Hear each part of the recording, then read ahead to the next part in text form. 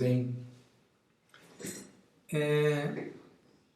primeiro que é um prazer eu estar fazendo isso aqui, tenho adorado, eu fico esperando o dia inteiro para que eu possa conversar sobre isso. Eu adoro essa mídia, tecnologia, uma oportunidade que eu tenho talvez de conversar outros assuntos, além da física quântica, ligado a assuntos de religião, ligado a assuntos da consciência, da psicologia. Hoje nós escolhemos o tema da física quântica, porque é uma coisa que eu particularmente adoro. E vocês vão ver que essa experiência ela foi realizada com o intuito de conhecer a natureza da luz. Assim que ela foi instituída, nos primórdios da física quântica, tinha-se a teoria de que a onda tinha um comportamento eletromagnético, era o comportamento de uma onda eletromagnética. Então Thomas Young organizou este experimento colocando aqui um anteparo, que é este aqui, anteparo. Aqui nós vamos ver uma fonte de ondas. Pode ser uma fonte de ondas mecânica, como se fosse uma lagoa, uma piscina. Basta você jogar uma pedra neste local, vai se formar a onda, que ela vai se propagar. Esta onda, ela vai passar aqui por um anteparo que possui duas fendas. Este anteparo, no momento em que a onda passa por ela, se cria outras ondas que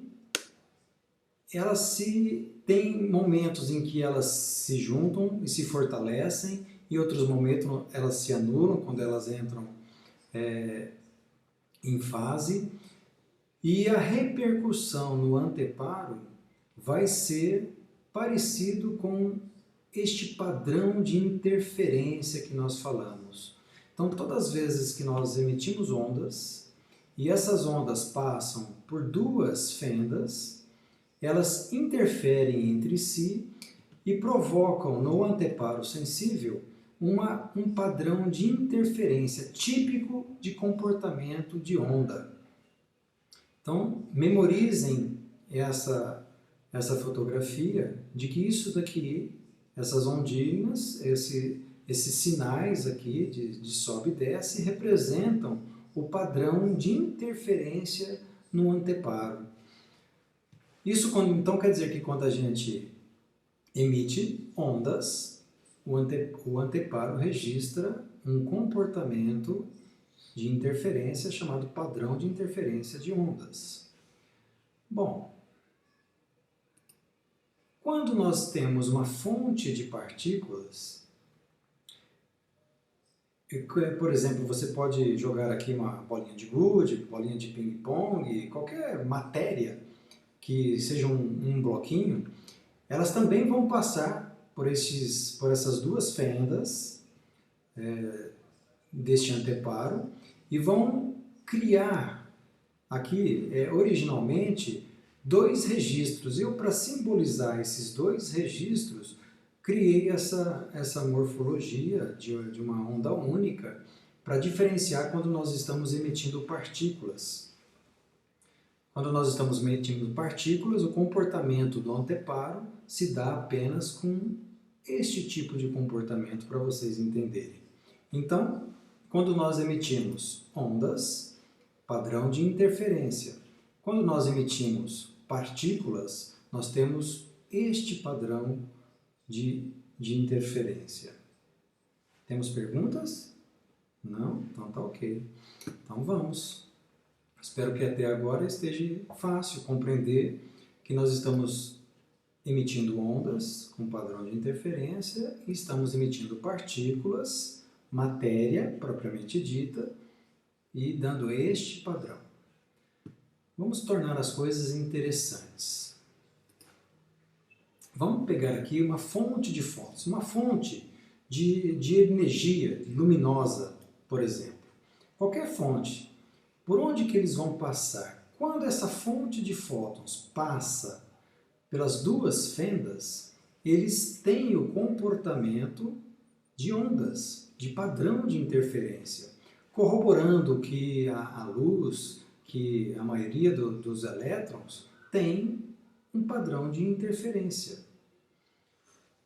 Até aqui tudo bem, mas agora nós estamos emitindo realmente uma fonte de fótons, de luz, de elétrons, de qualquer partícula pode ser, mas aqui nós estamos falando de fótons, né? Então lembrem que emitindo fótons dá este padrão. Vamos ver o que acontece se nós bloquearmos uma dessas fendas, ainda com a mesma fonte de fótons. Se nós bloquearmos uma das fendas, a fenda 2 estar bloqueada, por exemplo, vai ocorrer apenas essa distribuição, parecida como se fossem partículas, quando se passa apenas por uma das fendas. Quando nós bloqueamos a fenda de número 1, há mesmo padrão, ela vai passar apenas por uma fenda, distribuição de fótons, que passa pela fenda número 2. Até aqui também tudo bem. Mas aí os cientistas querem mais além nisso daqui. Eles diminuíram a quantidade de fótons, de luz, a ponto de uma fonte conseguir passar um fóton de cada vez, um elétron de cada vez. Quando a gente emite um elétron de cada vez, eles se surpreenderam com o comportamento deste elétron, deste fóton.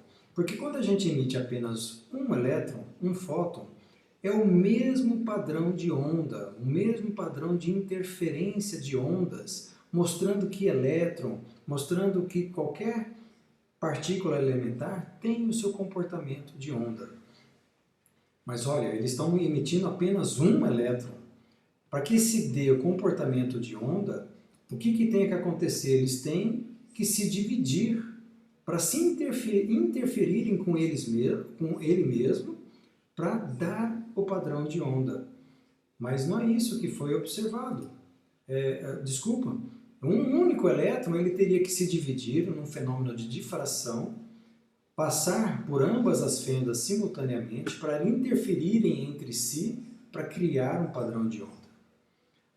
Mas aí trouxe uma curiosidade imensa no mundo científico, no mundo físico, que eles agora querem saber por onde passa esse elétron. O que acontece aqui antes de eles passarem pela fenda, em qual dessas fendas está ocorrendo essa divisão, em que momento que isso ocorre. Então eles vão colocar aqui detectores de elétrons, detectores de fótons, para fazer um registro. E olha só, eles criaram um experimento agora para observarem aonde esse elétron está passando, se é pela fenda número 1, pela fenda número 2.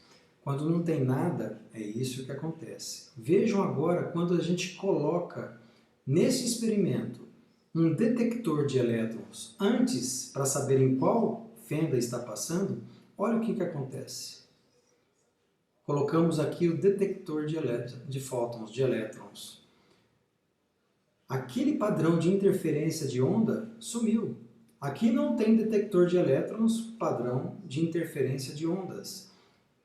Tendo o detector de fótons ou de elétrons, é como se houvesse a perda do comportamento de onda deste elétron, deste fóton, e fizesse o mesmo padrão como se fosse partículas, como se fosse pontinhos materiais. Teve algo aqui que aconteceu que fez com que este elétron, que este fóton, perdesse o seu comportamento de onda e passasse a se comportar como um pontinho material, como uma bolinha de gude. Só o fato de observar. Antes, não tinha. Sem os detectores, era comportamento de onda. Com os detectores, nós temos um comportamento de partícula. Daí nasce a dualidade onda-partícula da física quântica. de que todas as partículas elementares elas têm o comportamento dual, de dualidade, ora como ondas, ora como partículas. E vejam que aqui, como eu já conversei nos vídeos anteriores, de que o que causa esta realidade? É o ato físico da observação pela presença dos detectores, ou é o ato psíquico da observação, da intenção do cientista em criar este aparelho para detectar este fenômeno? Então vejam que aqui já se levanta um grande enigma da física quântica. Porque quando a gente fala em partículas elementares, a gente está falando em ondas de possibilidades.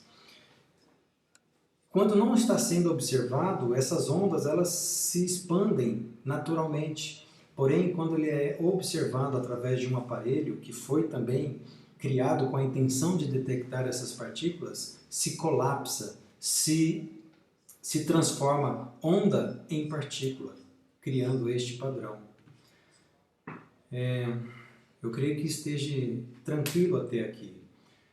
Nós já estamos finalizando e agora a gente vai chegar numa conclusão formidável, entendendo este experimento da seguinte maneira. Vejam aqui, acompanhem. Nós temos aqui uma fonte de pares de quanta. Quanta é o plural de quantum. Então são fontes de elétrons, fontes de fótons que liberam simultaneamente, criam um emaranhamento em que eles são disparados ou para a esquerda, representado aqui com os quadradinhos verdinhos, e para a direita, representado aqui com os quadradinhos brancos. Quando nós temos aqui detectores desses elétrons ou desses fótons, eles estão desligados e eles são emitidos aqui simultaneamente. O padrão que ocorre é o padrão de interferência, de comportamento de onda. Olha só, nós vamos colocar agora, nós vamos ligar esses detectores de fótons apenas deste lado. Teoricamente, esses verdinhos aqui nada sabem do que está ocorrendo aqui. Porém, o que acontece? Quando se liga este detector de elétrons, olha só o que acontece. Ambos perdem o seu comportamento de onda. Ambos. Eles passam a se comportar como partículas, pelo fato única e exclusivamente de nós termos querer observar, detectar por qual fenda estava passando. Mas veja que aqui não há nada querendo detectar.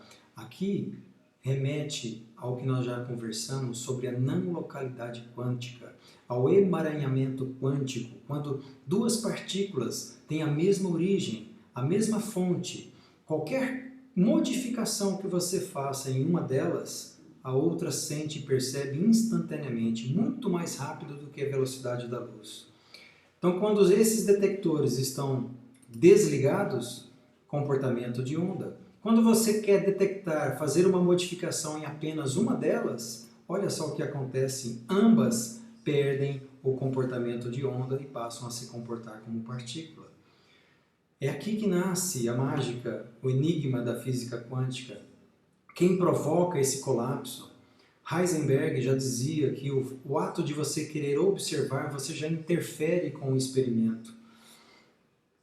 E nós vamos mais além, porque nós acreditamos que há uma realidade fundamental envolvendo todas essas partículas, aonde nascem essas partículas elementares. Tem que haver algo que modifique, que perturbe este sistema, capaz de provocar a realidade, de torná-la uma coisa real. É como se elas estivessem num mundo transcendente, num mundo de possibilidade, de potência, de Aristóteles, que Heisenberg pegou emprestado, e a consciência, o fato de você observar, de estar presente, de testemunhar, você colapsa a função de onda, transformando em matéria, em partícula, para que a gente possa compartilhar as experiências. Este foi um resumo da experiência da fenda dupla. Nós já temos 18 minutos e eu sempre me empolgo um pouquinho porque nós queríamos só apenas 15 minutos. Mas aqui eu vou ver se tem alguma pergunta. Tem uma pergunta? Não. Não temos nenhuma pergunta. Pois bem, mas depois vocês fiquem à vontade de analisar o que foi conversado e, e podem conversar comigo no blog ou aqui mesmo via chat, via Facebook. Vocês fiquem à vontade. Foi um prazer estar aqui com vocês. Eu espero imensamente que vocês tenham gostado dessa experiência, está sendo bastante prazeroso para mim. Sintam-se abraçados, sintam-se envolvidos e permaneçam sempre em paz. Tá? Até uma próxima oportunidade, então.